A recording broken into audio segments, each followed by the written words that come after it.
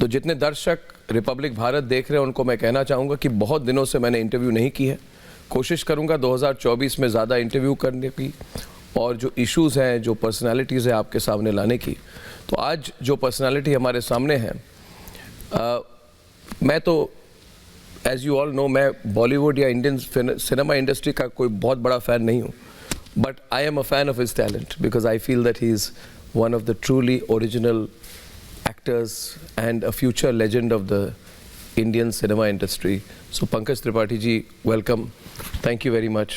Thank you, sir. And मुझे मतलब बहुत दिनों से एक तरह से आशा थी कि आपसे मिलूँगा और आपको कहूँगा that I am a deep admirer of your films, your art, your personality and your acting style. Thank you so much. मुझे तो लगता है that you are a जैसे मैंने कहा फ्यूचर लेजेंड।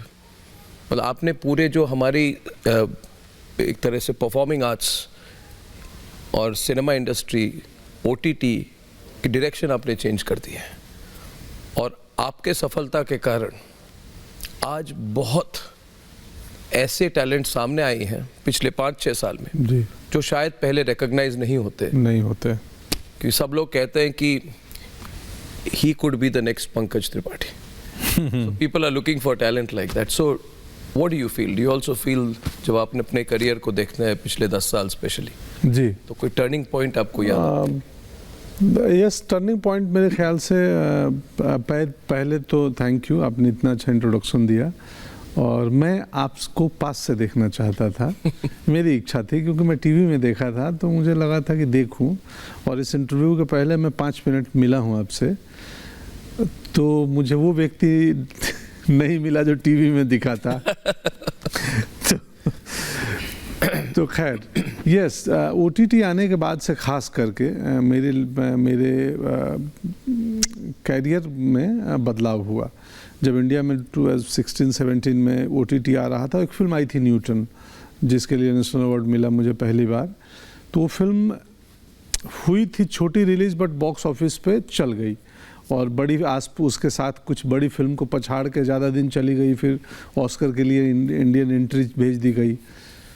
वो उससे थोड़ा सा चर्चा हुआ था, बट ओटीटी आने के बाद से। किस साल की बात है न्यूटन? 2017। वो एक स्कूल टीचर नहीं, चुनाव कराने वाले नक्सल इलाके में इलेक्शन कराने जाते हैं, नक्सली एरिया में जो। यस, और सीआरपीएफ कमांडेंट हूँ मैं। परफेक्ट याद है। तो वो फिल्म चल गई और सराहा गया, और सेम टाइम ओटीटी इंडिया में आ चुके थे मिर्ज़ापुर प्राइम वीडियो पे, और सेक्रेड गेम उधर चल रहा था। तो ओटीटी इंटरनेट के आने से स्क्रीन ज़्यादा डेमोक्रेटिक हो गया। पहले स्क्रीन सिनेमा हॉल था, फिर स्क्रीन घर का टीवी स्क्रीन था जो ड्राइंग मेन लिविंग एरिया में रहेगा। अब ये मोबाइल जेब तक पहुंच गया या पर्सनल टैब लैपटॉप के थ्रू। तो मुझे लगता है कि तो ज़्यादा लोग हम लोगों को देखने लगे, ऑडियंस बढ़ गई क्योंकि हमारी फिल्में 200 सिनेमा घरों में रिलीज होती है। अब चुनाव में खड़े कर दो एक आदमी को और बोलो कि तुम्हारा बूथ पूरे इंडिया में 200 बनाएंगे, कौन मतदाता आएगा भाई? आप तो अब जैसे अटल, ये फिल्म आ रही है, मैं अटल हूँ, तो विनोद जी ने मुझे बोला, आश्वासन दिया कि ये फिल्म बड़ी रिलीज़ करूँगा, कि नज़दीकी सिनेमा घरों में, मतलब आप जो व्यक्ति जहाँ है उसके नियरेस्ट थिएटर में ये फिल्म होगी। तो ओटीटी ने मेरे जीवन को और मेरे करियर को काफ़ी बदला है। मतलब ऐसी ऑडियंस आ गई जो पहले मल्टीप्लेक्स में नहीं जाती थी, और पहले उस ऑडियंस तक हमारी फिल्में नहीं पहुंच पाती थी, कि कोई 20 किलोमीटर ट्रैवल करके फिल्म नहीं देखेगा। वो चाहेगा कि उसके नियरेस्ट मॉल में या सिनेमा घर में वो फिल्म हो। देखने की चाहत हो तो आप 20 किलोमीटर नहीं जा सकते। तो इसने स्क्रीन बढ़ा दिया कि कंटेंट इज किंग वाली बात हो गई। मतलब सबको मतलब सेम प्लेटफॉर्म मिला, यूनिफॉर्म प्लेटफॉर्म मिला पहली बार। और कंटेंट इज किंग और स्क्रीन नियर यू, मतलब जो आप अवेलेबल में है, स्क्रीन अवेलेबल है, दिस इज योर स्क्रीन। हाँ, तो this really democratised everything. Yes, तभी तो, वरना मेरे जैसे अभिनेता को, मैं तो 10 साल पहले भी बॉम्बे में रहा हूँ, 20 साल हो गए मुझे। मुझे ऐसा मेरा मानना है। तो एक तरह से व्यवस्था भी है, जो फिल्म बना रहे हैं आजकल, उनकी व्यवस्था भी है to get people who can be identified with. जी, पहले था कि जितना मतलब जो फिल्म एक्टर और एक्ट्रेस है उनको इस तरह से बनाइए, शूटिंग भी विदेश में कराइए, सीक्वेंसेस भी बाहर, एक फैंटेसी वर्ल्ड वाली थी। तो ये फैंटेसी वर्ल्ड लोग कहते थे people want to be in fantasy. जब पूछा जाता था कि आप मूवीज बना रहे हैं स्विट्जरलैंड में, अमेरिका में, नॉर्वे में, तो हमेशा फिल्म प्रोड्यूसर्स कहते थे when people go to a movie hall they don't want to connect with the reality. इसको आप कैसे देखते हैं? क्योंकि आप अभी जो मूवीज बन रहे हैं पिछले 10-15 साल से, they are very close to reality, rooted stories हैं, वो हमारी कहानियां हैं, वो हमारे यहाँ की कहानी लोग देखना चाहते थे। यस सर, अब जो लोकल है वो ग्लोबल है का नारा सिनेमा में भी है। अब हमारी कंटेंट तो फेस्टिवल में जाती हैं, बाहर रिलीज होती हैं। अब मैंने सुना है कि आने वाले दिनों में मिर्ज़ापुर को दूसरी भाषा में डब करेंगे, स्पेनिश में, मैं सुन रहा था कहीं। तो हमारी कहानियाँ, जब मुझे याद है न्यूटन को बर्लिन में हम स्क्रीन किए थे, बर्लिन फिल्म फेस्टिवल में, वहाँ आर्ट अवार्ड भी मिला था न्यूटन को। तो आफ्टर स्क्रीनिंग जो ऑडियंस और मेंबर्स थे फेस्टिवल के, उनसे हमने इंटरेक्ट किया जी। इतनी उनकी इंटरेस्ट थी कि ये चुनाव कैसे होता है, हाँ ये आदिवासी कौन है, ये जंगल में गए थे यार, ऐसा है, इतना सुंदर है, इसका मीनिंग क्या होता है। तो मुझे लगा ये लोग हमारी स्टोरीज को जानने में बहुत इंटरेस्टेड है। तो शायद कॉम्प्लेक्स हम में था, जो मैं हमेशा कहता हूँ, पता नहीं आपको क्या, अभी जो जैसे सबकी कोई ना कोई एक्सेंट है जी। Yes yes. अब जैसे मैं आसाम से हूँ, है ना, और मेरी शादी बंगाल में हुई है, मैं पढ़ा लिखा जबलपुर में जहाँ मैं बड़ा हुआ हूँ, वहीं के एक्सेंट लेके मैं बात करूंगा, कहीं ना कहीं वो तो रह जाएगी। अब मैं अगर लंदन में जाऊँ, अमेरिका में जाऊँ, अपनी एक्सेंट को चेंज कर दूँ तो तभी करूंगा जब मेरी कोई कॉम्प्लेक्स है या मैं उनकी तरह बनने की कोशिश करूँ।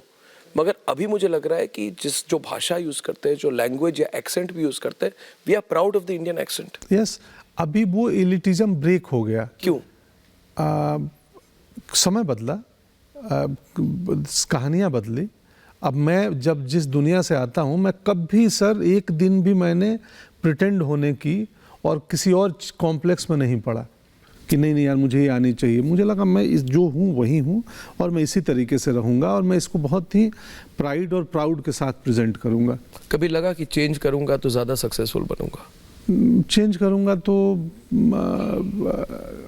बिखर जाऊँगा, सक्सेसफुल नहीं बनूँगा।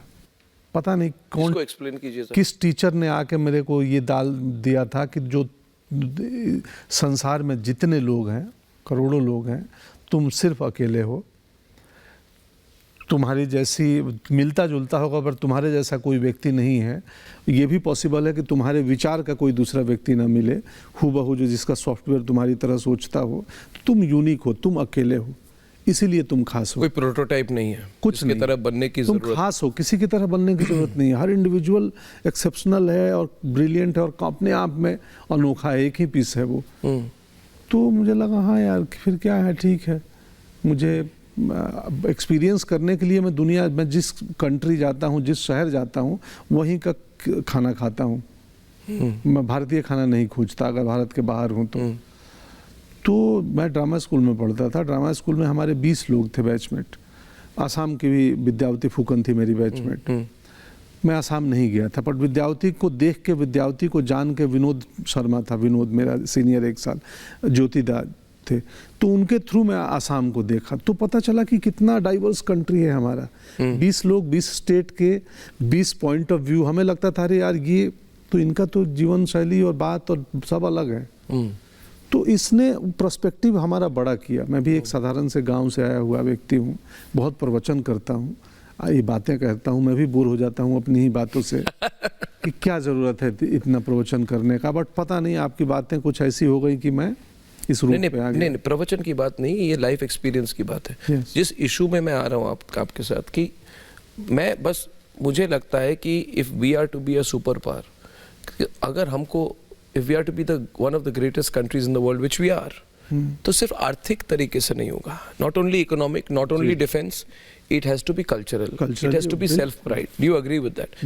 मैं हमेशा कहता हूँ कि you should be proud of what you are, you should be proud of your culture, your religion, your way of life, क्योंकि पूरी दुनिया हमको देख रहे है। और मुझे लगता है कहीं ना कहीं जो मैकॉलेज चिल्ड्रन वाला कॉन्सेप्ट है कि जब भारत को दबाया गया, तब हमें बोला गया कि अपनी संस्कृति भूल जाओ, संस्कृत भूल जाओ, गड़बड़ है तुम्हारा सब कुछ गड़बड़ है। तुम सब आपने सर पता नहीं ओ माई गॉड 2 नहीं देखी होगी। ओ माई गॉड 2 एक फिल्म आई थी हमारी, उस फिल्म के क्लाइमैक्स में यही बात कहता हूँ, जो फिल्म का कंक्लूजन ये है कि जब मैकाले शिक्षा नीति बना रहे थे तो उन्होंने बोला तुम्हारी ये सब बकवास है, हमारी जो बेस्ट चीज़ें थी, हमारे सनातन परंपरा की जो पुस्तकें थी, जो ग्रंथ थी, वो उठा के ले गए और यहाँ बोले कि तुम सांप सपेरों के देश हो, तुम लोग सांप सपेरे करते हो। फिल्म इसी पे ख़त्म करती है ओ माई गॉड 2। स्टीरियोटाइप बना दी, हाँ, कि नहीं अरे हर चीज़ की डोमिनो इफेक्ट होती है पंकज। जैसे मैंने कहा कि अभी मैंने पिक्चर हॉल में जाना बंद कर दिया था, अभी भी नहीं जाता हूँ, मगर जो OTT में 2-3 चीज़ें जो देखता हूँ, टैलेंट देखता हूँ, मुझे लगता है कि ये टैलेंट, ये एक्टर शायद आज से 10 साल पहले उनको चांस ही नहीं मिलता या साइड रोल मिलता। अब जैसे मैं बहुत फैन हूँ पंचायत करके जो सीरियल बनी हुई है, मुझे लगता है कितनी ब्यूटीफुल कैरेक्टराइजेशन है। और पहले हम पूछते थे कि ऐसे सीरियल क्यों नहीं बनती है, मूवीज क्यों नहीं बनती है, तो लोग बोलते थे people only want to see crime, sex, fantasy, not live in reality, and I think that you have changed. एक बात बताइए पंकज जी, अगर आपको कोई फिल्म दी जाए, जैसे लॉयर कहते हैं कि I will take up any case even if I don't believe in it because it is my art, it is my craft, I will support the biggest criminals if required, you know, because it is my profession. My profession. Will you do things that you don't believe in? एक certain point तक है, उसके beyond नहीं। अगर आप थोड़े detail में इसके बारे में। एक सर्टेन पॉइंट तक कि आई नो कि मैं अभिनेता हूँ, मैं अभी अटल जी का किरदार कर रहा हूँ, आदरणीय अटल जी का। इसके बाद जो मैं किरदार करूँगा वो एक लंपट व्यक्ति का करूँगा। लंपट बहुत दिनों बाद याद है। लंपट मतलब ऐसा लुच्चा। समझ गया मैं भी, देखिए मैं समझ जाता हूँ। मैं हिंदू कॉलेज में था और जहाँ से आप आते हैं वहाँ के भरपूर लोग थे वहाँ पे, तो समझ जाता है। तो बतौर अभिनेता करेंगे, लेकिन कुछ क्राइटेरिया होता है कि यार जैसे मेरे साथ होता है कई बार कि मैं छोटे बच्चों के साथ ब्रूटलिटी या गलत होते मेरे से जीवन में भी नहीं देखा जाएगा, और मैं नहीं चाहूँगा कि मेरा कैरेक्टर स्क्रीन पे भी करे। एक फिल्म मैंने बाहर की फिल्म छोड़ी थी, लूसी लू आई थी बनाने, शॉर्ट फिल्म, बाहर की एक्ट्रेस हैं, और मुझे लगा नहीं यार ये मुझसे नहीं होगा, मैं छोड़ दूँ, मेरी अपनी एक सीमा है अभिनय में। हम इवॉल्व होते हैं, रोज़ सीखते हैं, कई बार राय विचार बदलती भी हैं।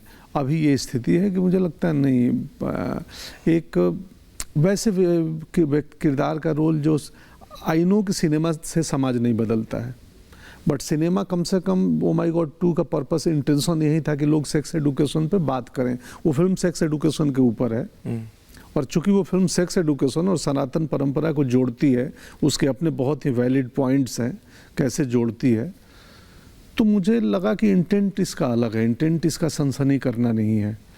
तो स्टोरी टेलिंग में इंटेंट ज़रूरी है, और किरदारों के काम में भी इंटेंट ज़रूरी है कि क्या आई नो कि समाज बदल नहीं जाएगा सिनेमा से, या सिनेमा में दिखाई हुई कोई गलत चीज़ कोई सिनेमा से लेकर नहीं करेगा।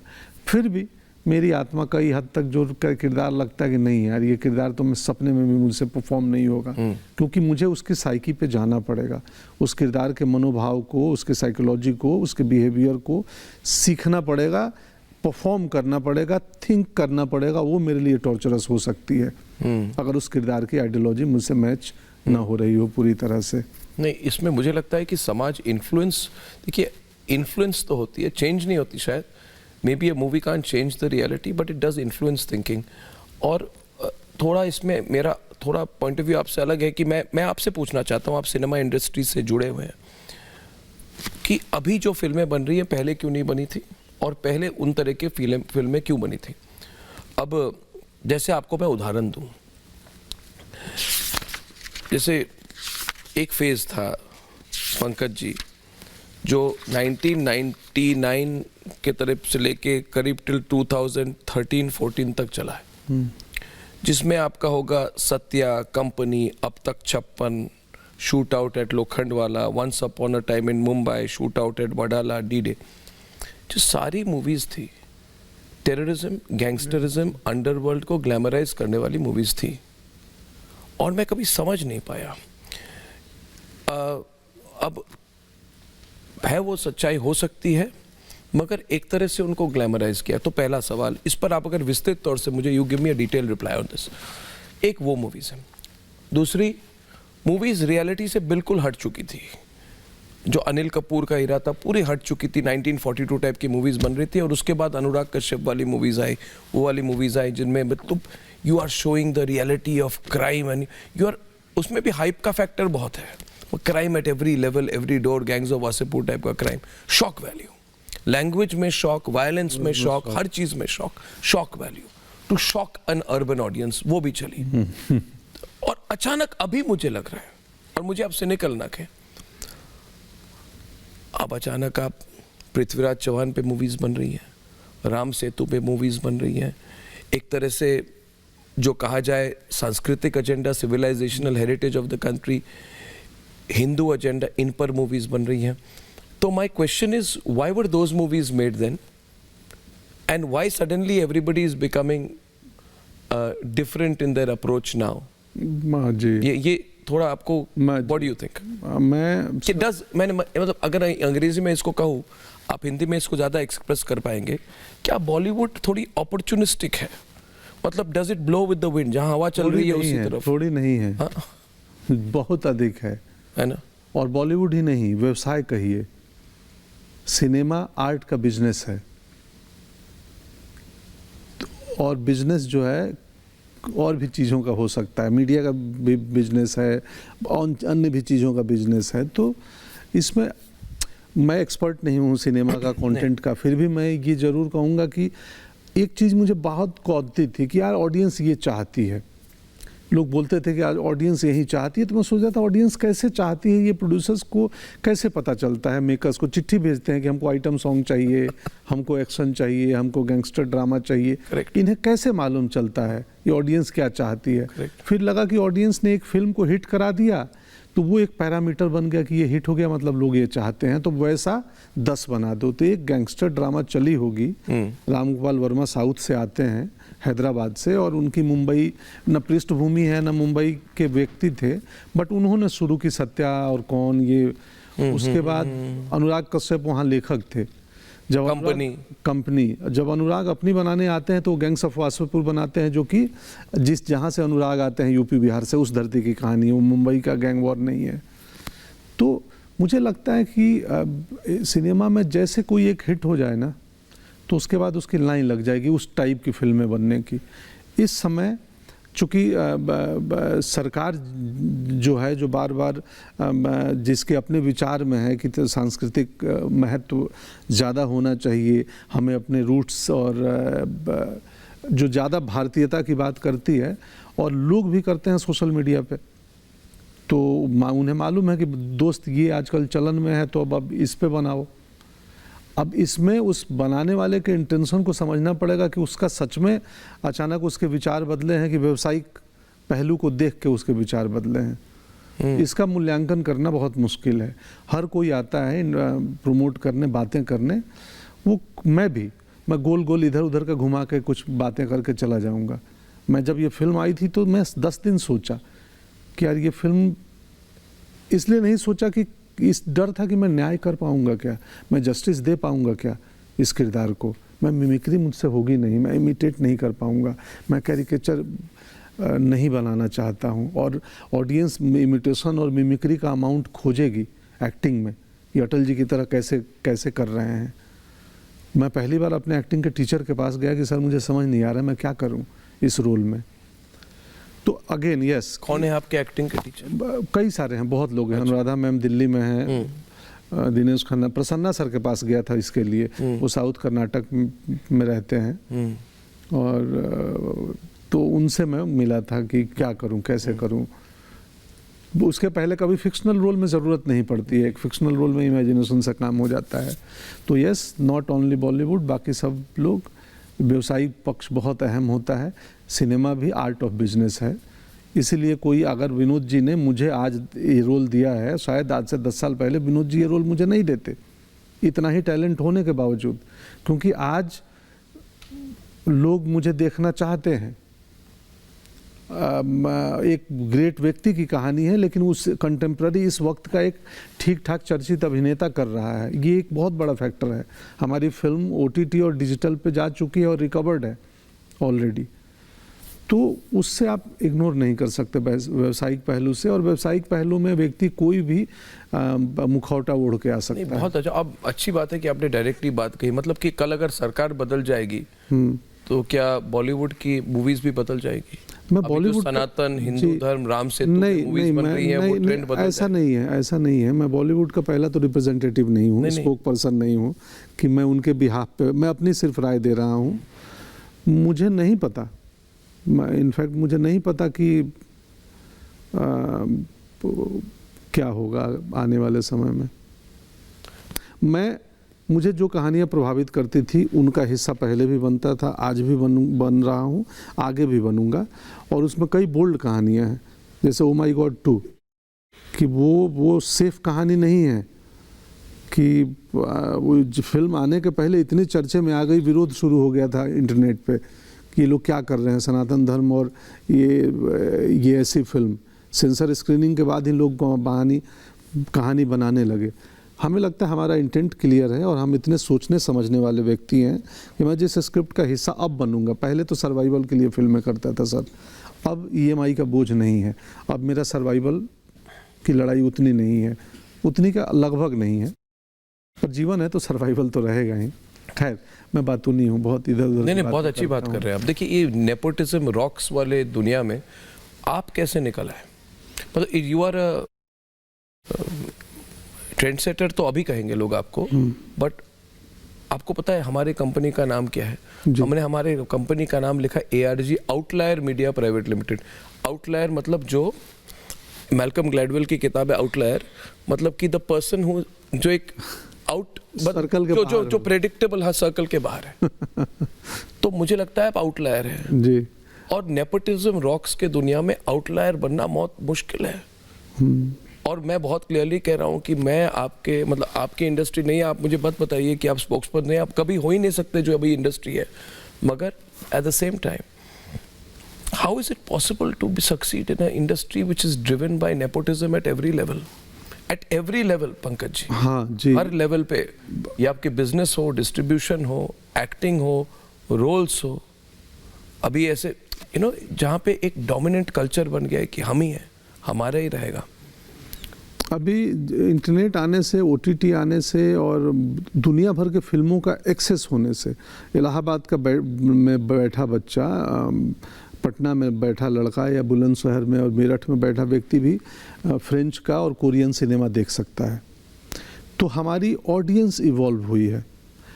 कोई भी इज़म हो, नेपोटिज्म हो, अगर मौका मिल सकते हैं, अगर आप में प्रतिभा नहीं है तो आज आप नहीं चलिएगा, कोई भी हो, वो किसी और का बच्चा हो। मैं फर्स्ट जनरेशन हूँ तो मुझ पे नहीं आरोप है। अगर मेरी बेटी इस फील्ड में आना चाहे तो वो नेपोटिज्म के आरोपी हो सकती है, क्योंकि वो सेकंड जनरेशन है, पिताजी इसके हैं। पर अभी ऑडियंस इतनी इवॉल्व है कि किसी को मौका मिल सकता है परिवार का होने के नाते। अगर आप में टैलेंट नहीं है, आप उपयुक्त नहीं हो, तो 1 से 2 फिल्म आप इस दौर में देखें, कितने परिवार के बच्चे जो अभिनेता थे वो नहीं, उनकी फिल्में नहीं है, उनके पास काम नहीं कर रहे हैं। तो यस, मुश्किल है। अब ये तो एक्टिंग की सिर्फ बात की आपने, कई लेवल्स की बात की, डिस्ट्रीब्यूशन, मार्केट, बहुत हर सेगमेंट में, हर सेक्टर में उसके। बट अपवाद होते हैं, एक्सेप्शन होते होंगे शायद, या पॉसिबिलिटी है वो मैं हूँ। आइदर मैं एक्सेप्शन हो सकता हूँ इस सब का, आइदर वहाँ एक मेरे जैसे out of the box, out of the arena के आदमी के आने की संभावना है। तो मैं आइदर एक्सेप्शन हूँ और पॉसिबिलिटी हूँ, दोनों हो सकता हूँ। आपने कहा कि सर्वाइवल की फाइट थी, कब तक थी? 2019 तक। और टर्निंग पॉइंट क्या थी? बैंक अकाउंट में एक दिन ज़्यादा माल आ गया। नहीं, मूवी कौन सी टर्निंग?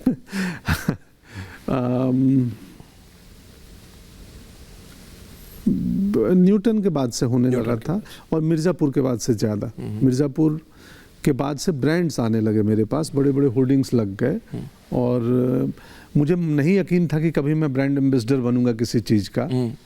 तो मैं सोशली ब्रांड जुड़ता था, इलेक्शन कमीशन से जुड़ा हुआ था, खादी से जुड़ा हुआ था, बट ये व्यावसायिक ब्रांड्स आए तो उस 26-27 ब्रांड का ब्रांड एम्बेसडर हूँ, और सब अच्छे, मैं उनमें भी बहुत मूल्यांकन करता हूँ कि भाई ये मैं प्रयोग करूँगा क्या, हाँ मैं भी इस्तेमाल करूँगा।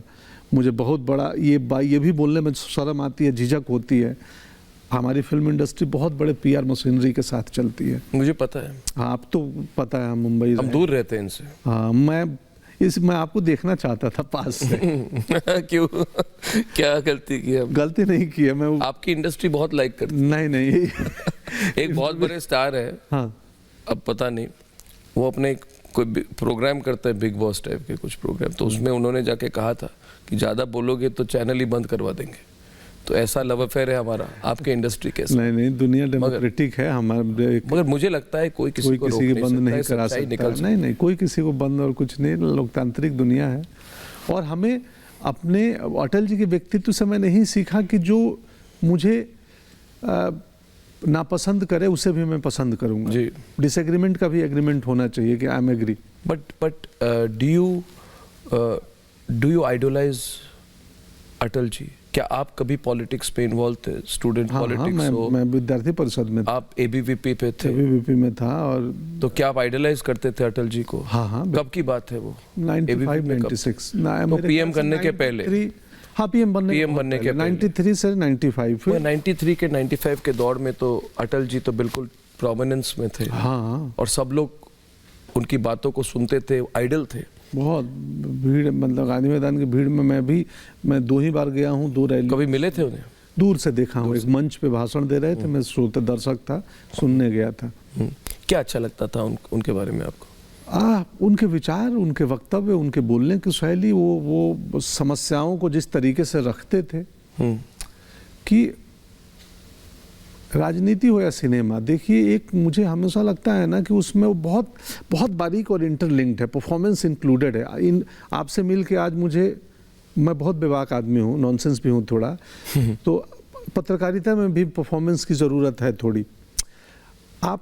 हम अपनी कहानी को सिनेमा के थ्रू, हमारा अच्छी बात है कि हमारे में मैंने लिखा हुआ है कि ये एक्टिंग ही कर रहा है पहले से। बाकी चीज़ों में आप अपनी बात 1 लाख लोगों को कह रहे हैं, तो आप प्लान तो करके आएंगे ना कि कैसे मैं इस बात को रखूंगा। तो अगर बातचीत में प्लानिंग इन्वॉल्व हो गई तो परफॉर्मेंस हो गया। बातचीत में मुद्दे इन्वॉल्व हो गए, पॉइंटर्स इन्वॉल्व हो गए, इट मीन्स आप उसको रिक्रिएट करने वाले हैं। इसकी एक लेयर पहले हो चुकी है। तो सॉरी, मैं नहीं, आप बिल्कुल सही बात कह रहे हैं। तो क्योंकि मुझे लगता है कि देखिए, परफॉर्मेंस नहीं है, पहले बात तो ये कह दो, हम परफॉर्मेंस नहीं करते हैं।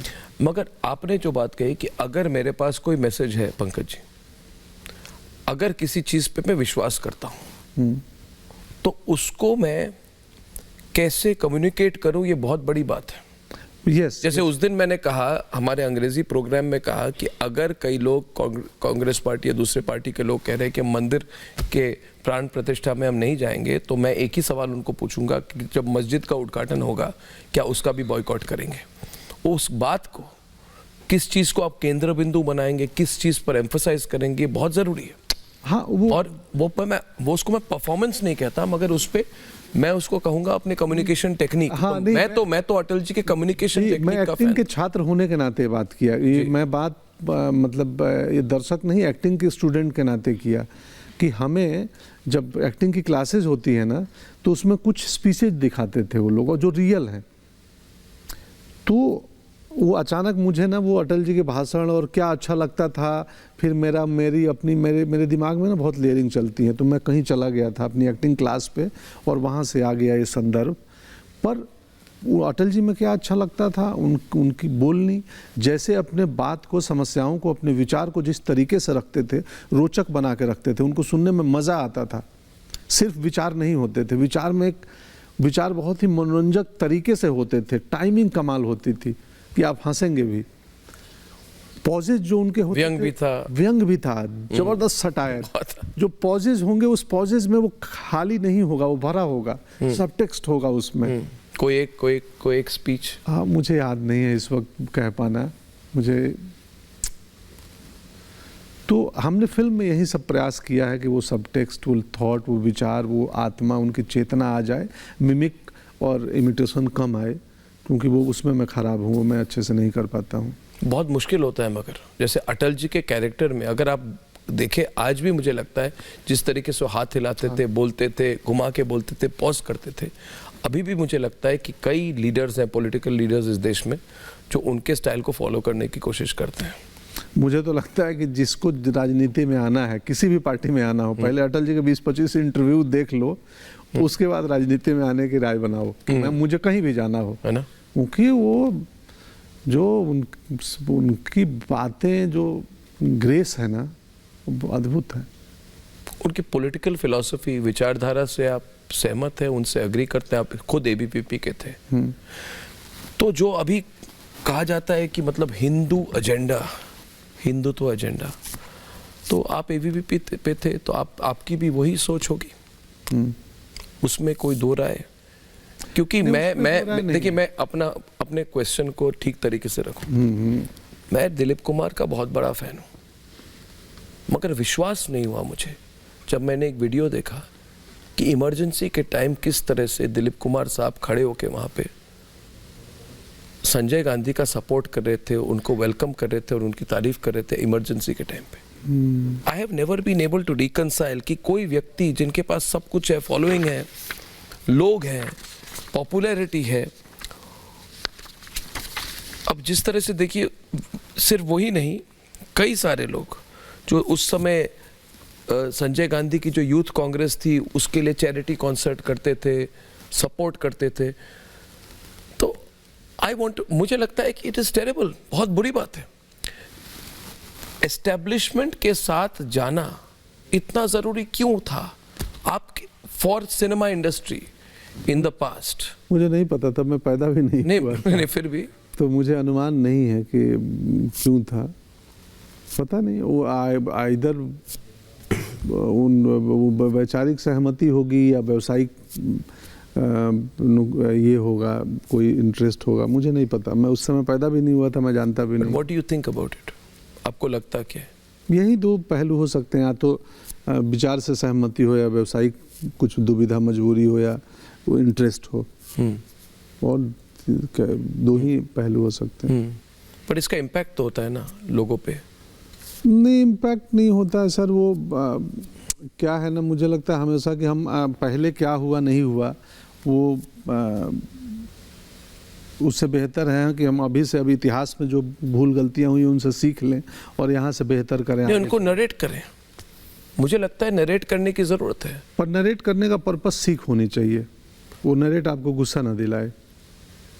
गुस्सा दिलाए तो दिलाए, उसमें बुराई क्या है? नहीं, बुराई कुछ नहीं है, हर इंडिविजुअल के विचार हैं। 1984 पे मूवी क्यों ना बने? 2-3 बनी भी हैं अभी। 1975 में आपातकाल घोषित की गई, उस समय की एक रियल मूवी क्यों ना बने? हाँ बिल्कुल बन रही है, मुझे नहीं पता कितनी रियल बनेगी। हमारी फिल्म में भी इमरजेंसी का एक हिस्सा है, हमारी फिल्म के अंदर ही इमरजेंसी का एक सेगमेंट है। मतलब मैं ये कह रहा हूँ कि इतनी पावरफुल मीडियम है, उसको it should be used more, Pankaj ji. बिल्कुल it should be used more to educate people, क्योंकि आजकल के जो जमाना है, इंस्टाग्राम का जमाना है, इसमें younger generation has no context to the reality. बिल्कुल, इसीलिए हमने अटल जी पे कहानी बनाई कि आज के बच्चों को पता चले कि एक इस किस्म के लीडर हुए थे जिनमें देश को लेके, समाज को लेके, लोगों को लेके, और उनकी अपनी इंडिविजुअल जर्नी कैसी थी। एक साधारण परिवार का लड़का इतना बड़ा कवि और प्रधानमंत्री बनते हैं। बटेश्वर का एक अटल, हमारी फिल्म सिर्फ अटल जी की वो स्पीच और कविताएं नहीं है और पीएम नहीं है। अच्छा, हमारी कहानी बटेश्वर के उस बच्चे अटल की है जो कि यात्रा करता है अपने जीवन की और किन किन चुनौतियों, कठिनाइयों और घटनाओं से गुजरता है, और वो देश का प्रधानमंत्री और इतने बड़े कवि बनते हैं, और भारतीय जनता पार्टी जैसी पार्टी को बनाने में जिनका योगदान है, तो वो उनकी जर्नी है। पूरी वो यात्रा है जो आज के बच्चों को इंस्पायर करेगी, जो आज के बच्चों को जानना भी ज़रूरी है। जो उनके फ़ैन तो देखने जाएंगे ही, जो उनको देखने चाहते हैं। हमने उनके स्पीचेज रील्स में और वीडियो में देखा है, हमने उनकी कहानी नहीं देखी है। हम अटल जी की कहानी दिखाने का प्रयास कर रहे हैं। आपने ये क्यों कहा कि लोगों को गुस्सा ना दिलाए? देखिए मैं आपको एक काउंटर पर्सपेक्टिव दूं अपना। लोगों को गुस्सा होना ज़रूरी है। आप बहुत प्यारे हैं, हम मेरी तरह। मुझे लोगों ने सब कुछ कहा, आज पहली बार किसने कहा कि मैं प्यारा हूँ? मगर ये मैं आपको कह रहा हूँ कि गुस्सा नहीं आएगी तो लोग रिएक्ट नहीं करेंगे, गुस्सा आना ज़रूरी है। जो हमारी जनरेशन है, नहीं। मैं आपसे 2-3 साल बड़ा हूँ, मगर जो हमारी जनरेशन है, मुझे लगता है कि हमारे जनरेशन को बर्बाद कर दिया नेताओं ने। मंडल कमीशन के टाइम पे जिस तरह से तोड़ा गया हमारे समाज को, उसको मैंने अनुभव किया है। मैं भी एक तरह से ज़मीन से जुड़ा हुआ ये आदमी हूँ। मैंने देखा है किस तरह से लोगों को जो कास्ट के बारे में नहीं जानते थे, हर बार आप जाति कास्ट की पॉलिटिक्स कर रहे। तो मुझे लगता है कि अगर हमें आज से 10 साल में चाइना से आगे जाना है और अमेरिका के पास जाना है, तो फिर हमको पहले हमारी यंगर जनरेशन को बताना होगा कि गलतियाँ क्या हुई है। 1984, 1975, 1990 मंडल कमीशन, तो इट इज़ इम्पॉर्टेंट उसमें, और उस पे सिनेमा का एक रोल है। उसमें सिनेमा को आना पड़ेगा। अमेरिका में मूवीज बनती हैं, असैसिनेशंस के बारे में भी बनती है, अच्छा। JFK के बारे में बनी है, क्यों ना बनाए? नहीं सही है, बिल्कुल। हम तो अमेरिकन फिल्में देखते ही नहीं है, मैंने एक भी नहीं देखी है। नहीं देखिए, कुछ मुझे पता नहीं है, हिंदी भी नहीं देखता हूँ मैं, अपना जो करता हूँ वही देखता हूँ। लोग पूछते हैं क्यों नहीं देखते, बोलते वो हलवाई मिठाई भी बनाए खुद और खाए भी खुद, दूसरे खाए, मैं अपना भी नहीं देखता हूँ। अन्य का तो नहीं ही देखता है, क्योंकि मुझे बैठना पसंद नहीं है 2-3 घंटे टीवी या सिनेमा में, और मुझे लगता है मैं देखूंगा तो किसी की एक्टिंग से प्रभावित होने लगूंगा। तो हालांकि मुझे देखना चाहिए, मैं अभी बहुत कोस रहा हूँ। अगर आप हिस्ट्री के हर एपिसोड पे मूवी बने तो मुझे लगता है ऑडियंस है। हाँ, और उस पे रोमांटिक तरीके से नहीं, मतलब रियल तरीके सर, सिनेमा में एक और थ्रेड है ना कि लोग प्राइमरली फिल्म को एंटरटेन होने के पर्पज से आते हैं। अब उस एंटरटेनमेंट के कोटिंग में हिस्ट्री, फैक्ट या आप कुछ चीज़ उनको ज्ञान, समझ, विजन बता दो, क्योंकि प्राइमरली भारत में ऑडियंस मनोरंजन के लिए नहीं, मगर ऑडियंस इवॉल्व नहीं हुई है, मुझे लगता है इवॉल्व हुई है, लेकिन इवॉल्व ऑडियंस का भी टारगेट मनोरंजन ही होता है। उसको पता है कि मनोरंजन सिर्फ यही नहीं था जो ये लोग दे रहे थे, स्पेनिश वाले अलग देते हैं, वर्ल्ड सिनेमा में अलग मनोरंजन मिल रहा है, लेकिन उसका भी प्राइमरी कंसर्न किसी को ज्ञान पाना, जीवन बदलना और ये वैचारिक चीज़ें लेना के लिए सिनेमा नहीं देखता है। ये सब चीज़ें उस मनोरंजन के कोटिंग में हो तो शायद पहुंच जाए, जरूरी नहीं है। यस, बिल्कुल, मैं आपसे अटल वाले मूवी में तो कोई मनोरंजन नहीं है, इट्स हिस्टोरिकल रियलिटी। बिल्कुल, हाँ, इसमें मनोरंजन नहीं है, लेकिन इसमें भी बहुत लड़ाई हुई है कि हम कैसे उनकी यात्रा बहुत बड़ी है, 2 घंटे के फिल्म में कैसे उस जर्नी को पिरोएं कि वो एक स्टोरी लगे। लाइफ में इंटरवल नहीं होता है। लाइफ उधम सिंह पे एक मूवी बनी जी, मैंने जो देखी, विक्की वाली, और उसमें करीब 40 मिनट तक जलियांवाला बाग के मैसेकर को दिखाया गया और इतने डिटेल में दिखाया गया। कोई अगर कहे कि इस पूरे मूवी में तो आधे समय उसी मतलब नरसंहार को दिखाया गया, क्यों दिखाया गया? और मैंने इसके बारे में सोचा और मुझे लगा कि अच्छा किया दिखाया, क्योंकि जब तक आप किसी चीज़ को डिटेल में नहीं दिखाएंगे तो ये सबकॉन्शियस में घुसेगी नहीं और तब तक लोग अवेयर नहीं होंगे। तो कभी कभी ये बताना भी ज़रूरी है कि 1919 में जो हुआ उसकी रेलेवेंस आज भी है, हमें सीख भी होनी चाहिए, ताकि बिल्कुल सीख होनी चाहिए आपको, वी मस्ट नो, आपको पीड़ा पता होनी चाहिए, और यही काम है इतिहास का कि भाई हमें सीख दे, हम वो चीज़ रिपीट ना हो, दोहराव ना हो, और उससे सावधान सतर्क हो जाएं। मैं आपसे कह रहा हूँ क्योंकि मुझे आशा है कि आप करेंगे, इसलिए मैं इसी पॉइंट को रिपीट किए जा रहा हूँ आपको, ताकि आप सिर्फ मनोरंजन ना दे, आप अपने सोशल कॉज को भी फॉलो, क्योंकि आप में वो मतलब प्रतिभा है और एबिलिटी और इन्फ्लुएंस है कि आप कर पाएंगे। Thank you sir, thank you so much. एक बात बताइए, कैसा लगता है व्हेन यू गो बैक? अब ग्राउंडेड है अभी, मतलब कि जहाँ से आपने जितनी अचीव की है लाइफ में, नहीं बहुत, मुझे लगता है हमेशा ये जरूरी होता है कि आदमी ग्राउंडेड रहे। आप कैसे अपने आप को ग्राउंडेड रखते हैं? ज़रूरत से ज़्यादा ग्राउंडेड हूँ तो जितनी चाहिए उससे अधिक। मैं माँ बाबूजी गांव में ही रहते हैं, मैं हर चौथे महीने अपने गांव जाता हूँ, और मैं जैसे घर पहुँचता हूँ शूटिंग ख़त्म करके, मैं सिनेमा का आदमी नहीं रहता हूँ, मैं घर का एक साधारण मेंबर रहता हूँ। और क्या बताऊँ, मेरी ग्राउंडेड की अब मार्केटिंग भी होने लगी है आजकल। मतलब सहज होना, सरल होना भी बहुत, ऑर्डिनरी होना एक्स्ट्रा ऑर्डिनरी हो गया है। अब मैं कई बार मुझे ही शक होता है कि मैं क्या ग्राउंडेड हूँ या कि ग्राउंडेड होने की एक्टिंग कर रहा हूँ, क्योंकि मार्केटिंग बहुत बड़ी हो चुकी है इसकी। हर आदमी बोलता है नम्र है। एक पिछले दिनों इंटरव्यू कर रहे, मैं किसी ने पूछ दिया कि आप भाई आप विनम्र हैं, आपके हम्बल होने का कोई फ़ायदा उठाया याद हो? तो मैंने जवाब दिया कि भाई किसी ने मेरी विनम्रता का फ़ायदा उठाया और मुझे याद हो फिर काहे की विनम्रता। सही बात। इसके रील्स बन गए, पॉपुलर हो गया। तो मुझे कई बार मैं अपने आप को एक्टिंग के थ्रू एक्सप्लोर करने में लगा हूँ कि मैं सच में इतना हम्बल हूँ, मैं जजमेंटल हूँ या नहीं हूँ। जैसे मैं बोला आपसे मिलना चाहता था, यानी मेरे मन, मैं उसी बीच में सोचा कि मेरे मन में इनको लेके कुछ जजमेंटल था क्या? मैं था मिलना था क्या? मैंने सोचा, मैं पूछ रहा हूँ कुछ था? नहीं था। मैंने सोचा कि ऐसा क्यों आया मेरे मन में ये थॉट। तो अभिनय एक्टिंग जो है, और मेरी बातों में सर मैं थोड़ा एक्टिंग का छात्र हूँ, एक्टिंग पे बहुत सोचता हूँ, तो कई रैंडम थॉट्स आते हैं तो मैं कहीं और की बात किसी और बात में करने लगता हूँ। ये मेरी समस्या है। क्या बोल रहा था अभी? नहीं, वही कह रहे थे आप, मैंने ग्राउंडेड की बात कही ना। हाँ, तो मेरे को भी मालूम नहीं, मुझे लगता है मैं हूँ और लोगों को लगता है कि मैं बहुत ज़्यादा हूँ, और ये सुन के मुझे लगता है मुझे और ज़्यादा होना चाहिए। तो फिर लगता है कि क्या मैं एक्टिंग कर रहा हूँ? आपको भी लगता है कि आप मूवी इंडस्ट्री में आपको इस तरह से रहना चाहिए, ऐसी गाड़ी में जाना चाहिए, इसे 100-200 लोगों को साथ में ले जाके, मतलब जो एक होता है ना, एक क्या बोलते हैं उसको, अंग्रेजी में कहते हैं पैराफर्नालिया। हाँ, मतलब जी। एक पूरी मुझे पसंद नहीं है। मुझे मैं अननोन होके चलना चाहता हूँ।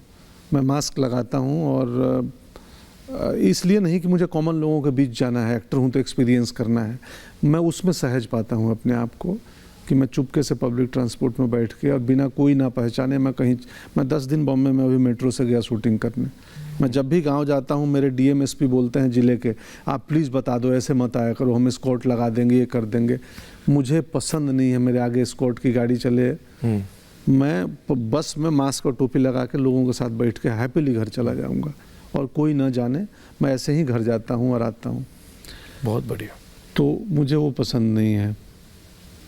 बहुत बढ़िया। और ये भी अच्छा लगा आपने जो कहा, घर जाता हूँ तो बिल्कुल, मतलब दैट ऑल्सो कीप्स यू। माँ से मिलने गया हूँ मैं, थोड़ी अपनी पॉपुलैरिटी और क्षमता दिखाने आया हूँ कि देख स्कॉट की गाड़ी आई है, गांव वाले मेरे परेशान हो जाएं, या मैं बड़ी बड़ी गाड़ी लेके जाऊँ। मैं जो सबसे सस्ती मीटर पे मिलती है टैक्सी, उसी में बैठ के जाता हूँ गोरखपुर से। तो मैं अंत में ये कहूँगा कि मेरे को भी बहुत इच्छा थी आपसे मिलने की, क्योंकि पंकज जी देखिए, एक तरह से लाइफ जर्नी सिमिलर है, खुद से आए हैं और किसी ने एक्सपेक्ट नहीं किया था, ना मुझे मीडिया में कभी किसी ने किया। दूसरी बात, और मुझे लगता है कि मैं हमेशा मानता था कि जिस दिन आपसे मिलूंगा, there will be no difference between what you are on air and what you are off air. ये मुझे, I always knew of it, but today I am sure about it. मतलब आज जो मुझे डाउट नहीं है मेरे मन में, जैसे आप आते हैं, इसीलिए शायद आप सक्सेसफुल है, क्योंकि आप किसी भी रोल में जब आप आते, when you enter into any role, you don't change your personality, you are what you are. तो बहुत अच्छा लगा। I think you have a long journey ahead. हाँ, thank you sir. And I'm really proud of you. और आपने जो किया है सिनेमा इंडस्ट्री के लिए नहीं, आपने समाज के लिए किया है, because you have influenced our society and you influenced whole kind of movie making and cinema making हमारे देश में। तो nice to meet you, Pankaj. Thank you sir, thank you, बहुत अच्छा लगा। नमस्कार, thank you, thank you।